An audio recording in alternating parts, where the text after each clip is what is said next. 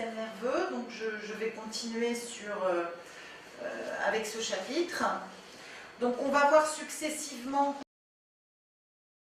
les différentes parties du système nerveux. Donc le système nerveux central en premier lieu, système nerveux périphérique en second lieu, puis le système nerveux autonome.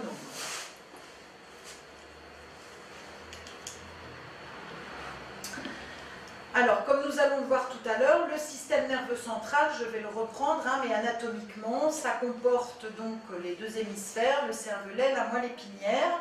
Il y a deux types de tissus dans le système nerveux central. Un tissu qu'on appelle donc la substance grise et un tissu, on va le voir juste après, qu'on appelle la substance blanche.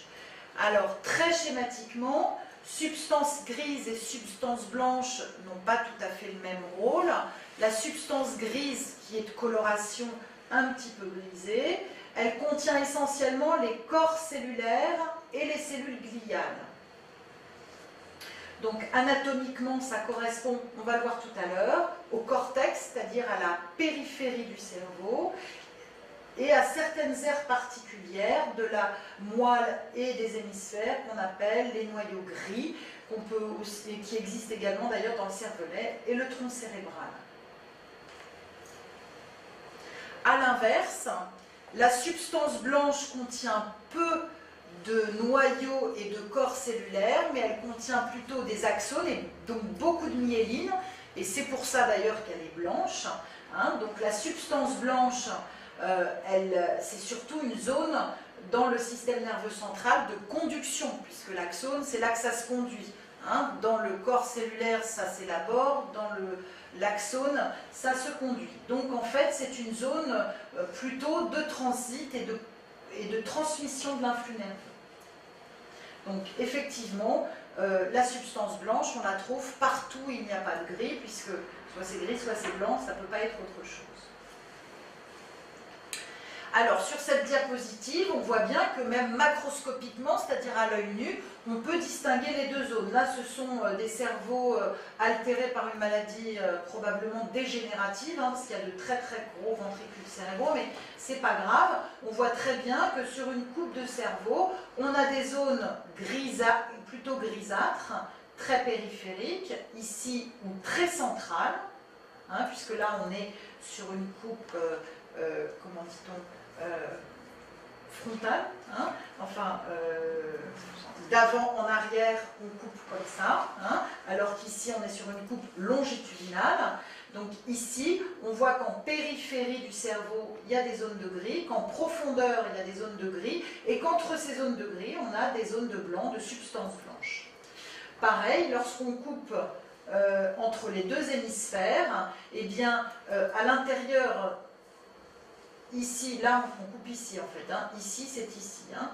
Voilà, donc ici on a du gris, puisque c'est la périphérie d'un des deux hémisphères, et puis au centre, là où il y a des transmissions d'un hémisphère à l'autre, sur une grosse région qu'on appelle le corps calleux, qui est en fait un énorme circuit électrique qui permet la liaison entre les deux hémisphères, et bien ici c'est très blanc, puisque c'est essentiellement, enfin c'est presque exclusivement de la transmission de données.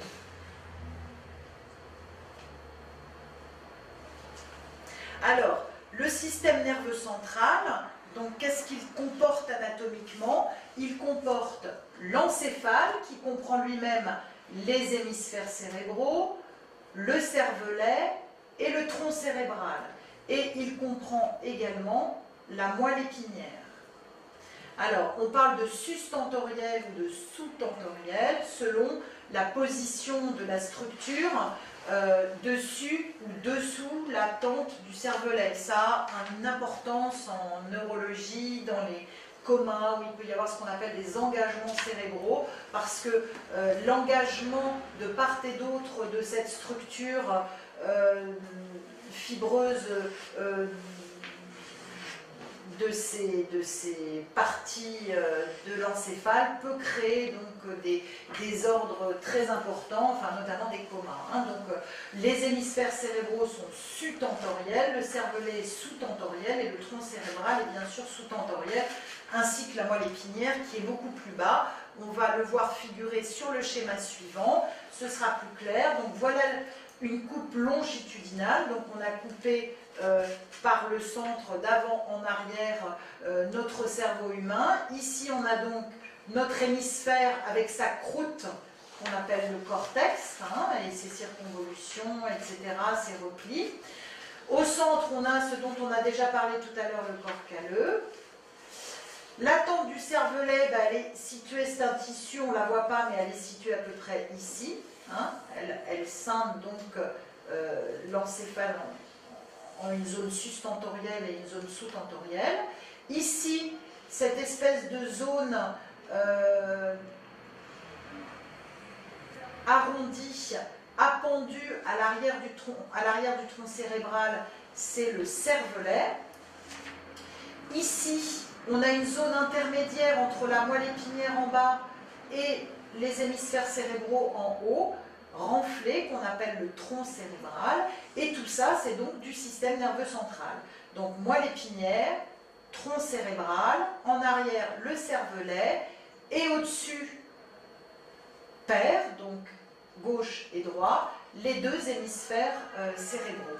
Donc tout ça, c'est ce qu'on appelle le système nerveux central. Oui. Vous dites sustentoriel, sous-tentoriel, c'est la tente, c'est ça? C'est la tente du cervelet. Qu'est-ce que c'est? C'est un espèce de tissu fibreux, très épais. Ça fait partie du cerveau? Oui.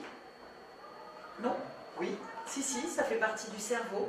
Par exemple, lorsqu'il y a par exemple des hyperpressions dans le système nerveux central, par exemple un hématome, par exemple un accident de voiture, un hématome interhémisphérique par exemple, l'hématome peut tout à fait, augmente la pression, les hémisphères cérébraux sont contenus dans la boîte crânienne qui est inextensible.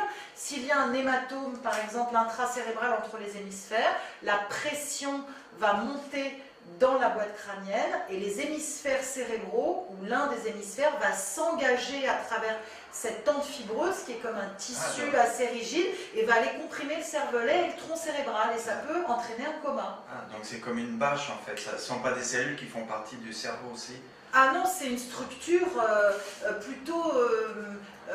une membrane. Je sais pas, oui, c'est une membrane un peu comme des méninges. Enfin, je sais pas, c'est pas exactement la même structure que les méninges, mais si en fait, je pense que ce sont des expansions méningées. Et c'est comme une bâche qui protège les structures les unes des autres, notamment qui protège le tronc cérébral de toute compression. Alors ensuite, on va voir un peu plus en détail, mais pas trop quand même, donc la constitution des hémisphères cérébraux. Donc on a tous entendu parler donc, de l'organisation très stricte des hémisphères cérébraux. Eh bien oui, c'est très strict, hein, puisqu'il y a un lobe frontal, il y a un lobe, on va le voir après, pariétal,